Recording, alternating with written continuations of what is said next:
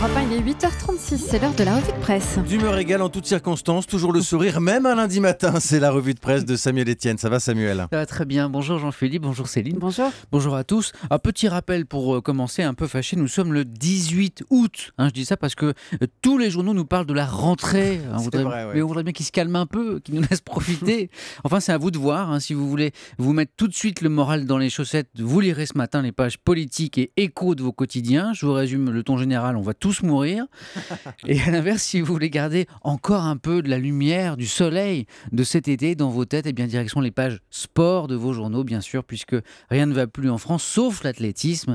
Et puis pour vous aider à négocier tranquillement cette rentrée qui approche, je vous donnerai une recette, forcément une bonne recette, puisque c'est celle d'un grand chef cuisinier. Et d'abord ce constat, Samuel, une bonne photo en dit parfois bien plus qu'un long édito. Oui, notamment en matière politique. Tenez, prenez cette photo dans Libération. On retrouve sensiblement la même dans le journal La Marseillaise. Le couple exécutif en déjeuner de travail dans le jardin de Brégançon, Hollande-Valls. Outre l'aspect singulier de la mise en scène, les deux hommes sont tous deux en costume sombre, cravate sombre, en plein cagnard. On espère pour eux qu'on leur a vite amené un parasol une fois le cliché pris. Surtout, ils sont seuls sur la photo, toujours plus seul, comme le dit la Marseillaise en sa une. Tenez, une autre photo que l'on voit dans le Figaro et le journal L'Opinion. Valls et Hollande encore, tous deux le nez en l'air, comme s'ils cherchaient quelque chose, une solution au miracle à la crise peut-être. L'Opinion ne rate pas les deux hommes et légende, non, messieurs, la croissance ne tombera pas du ciel. Après le choc des photos, le poids des idéaux, ça m'a frappé ce matin.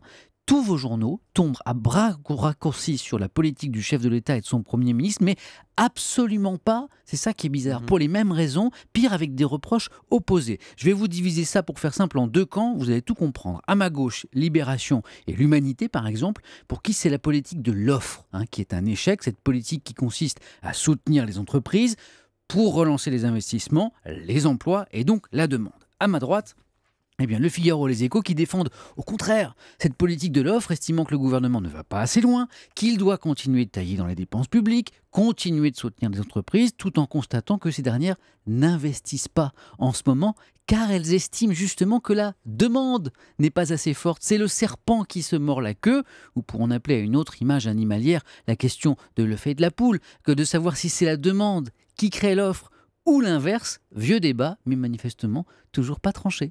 Politique encore, Samuel, avec la proposition choc de Philippe de Villiers. Eh oui, c'était samedi soir sur Europe 1. Ce qui manque à la France, c'est un Poutine. Alors intrigué, le Figaro a voulu en savoir un peu plus, a interrogé l'ancien président du Mouvement pour la France. On n'est pas déçu. Je cite « Je ne fais que répéter ce que j'entends tous les jours dans les milieux populaires, dans la bouche des gens de bon sens.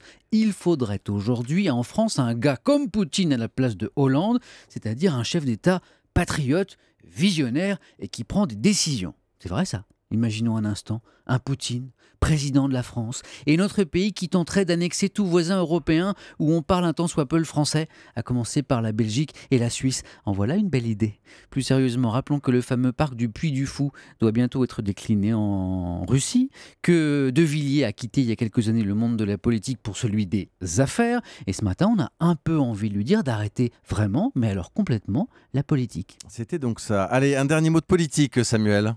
Oui, avec ce constat du Parisien aujourd'hui en France, la galère des députés maires. Attention, l'orthographe est capitale ici, des députés maires, M accent grave, RES, des députés mamans. Maman. Et on découvre ce truc qui est quand même assez incroyable. Rien n'est prévu pour une députée qui vient d'avoir un bébé. Elle n'est pas autorisée à se faire remplacer par son suppléant si elle veut prendre un congé maternité. Plusieurs députés confrontés à ce problème dénoncent le machisme du législateur, une entrave à la féminisation de l'Assemblée et appellent donc à un changement de la loi. La ministre des Droits des Femmes, Najat Vallaud-Belkacem, se dit favorable sur le principe, mais elle botte en touche quand même, estimant que cela relève du règlement de chaque Assemblée et non de la loi. Najat Vallaud-Belkacem qui est aussi la ministre des Sports. Et là, elle ne botte pas en touche en revanche. Après la formidable moisson de médailles françaises au championnat d'Europe d'athlétisme, on en parlait à l'instant dans le journal de David Delos, toujours dans le Parisien, elle se félicite que le sport puisse ainsi apporter des moments de joie, de cohésion nationale et de fierté partagée. Et autant le ciel de la politique est gris, bas et lourd, on l'a vu tout à l'heure, autant il y a de la lumière et de l'or ce matin en une de vos journaux. Ça vire même au feu d'artifice Metz, du côté du Républicain Lorrain, en bouquet final, en une de l'Est républicain. Et vos journaux qui reviennent notamment sur la revanche de Mayedine Mekissi en or sur 1500 mètres après sa disqualification sur 3000, vous savez, en raison du maillot enlevé avant la ligne d'arrivée. Alors j'ai noté ce week-end et ce matin encore que les internautes sur les réseaux sociaux étaient très partagés sur ce cas Mekissi. Eh bien, vos journaux ont choisi leur camp et c'est clairement celui du français. La Croix rapporte sa bonne foi, mais enfin, il ne savait pas qu'il ne fallait pas enlever son maillot. Et puis pour l'équipe, c'est vrai qu'il laisse souvent éclater sa colère en public, mais il est si gentil en privé. Mekissi, bleu, blanc, rage. Voilà un titre que j'ai lu à plusieurs reprises ce matin. Et pour finir, Samuel, une série pour nous aider à réussir notre rentrée. Oui, c'est le journal Les Échos qui la débute aujourd'hui, cette série sympathique en 10 épisodes pour lutter contre le stress de la rentrée. Plein de bons conseils donc à venir.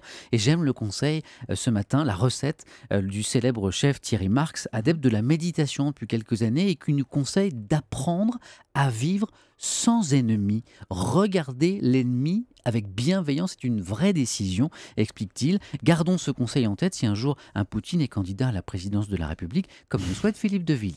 Merci Samuel, on vous retrouve ce soir sur Europe 1, 20h, le Club de l'été. Oui, toute l'actualité culturelle. Mon invité ce soir, ce sera la jeune, belle, talentueuse comédienne Leïla Bekti. Oui. Et puis ma question très très essentielle, mon débat ce soir, au fait, c'est comment une vie de Miss France. Merci Samuel Etienne, à ce soir. À ce soir.